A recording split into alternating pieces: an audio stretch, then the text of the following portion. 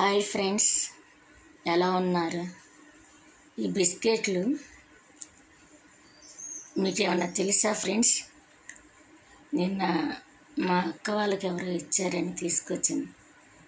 తింటుంటే నెయ్యిగాను తీగాను భలే ఉందండి. ఫస్ట్ తినడానికి ఇష్టపడలేదు, తర్వాత ఎట్లా ఉంటుందో ఆకలి మీద తినేసాను.